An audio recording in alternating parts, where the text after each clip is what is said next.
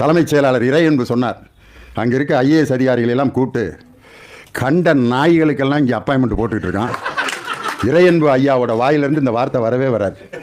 அவர் கோவப்பட்டு கண்ட நாய்களுக்கெல்லாம் இங்கே அப்பாயின்மெண்ட் போட்டிருக்கான், ஜீவானந்தத்தின் பேரனுக்கு அப்பாயின்மெண்ட் போடலையா அப்படின்னு கேட்டு கிட்டத்தட்ட 3 மாதமாக இன்னும் ப்ராசஸில் தான் இருக்குது, இன்னும் அப்பாயின்மெண்ட் போடல. இதை நான் எதுக்காக சொல்கிறேன்னா, ஒரு அரசாங்க நிறுவனத்தில் ஒரு பொறுப்புக்கு வந்த பிறகு தான் தெரியுது ஒரு அரசாங்க ஃபைல் எப்படி மூவ் ஆகும்னு.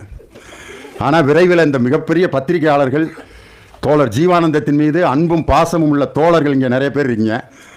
விரைவில் ஜீவானந்தத்தினுடைய பேரன் ஜீவானந்தத்திற்கு இந்த தமிழக அரசு பணி வழங்க வேண்டும் என்று இந்த நேரத்தில் பத்திரிகையாளர்களுக்கு இடத்துல நான் கேட்டுக்கிறேன்.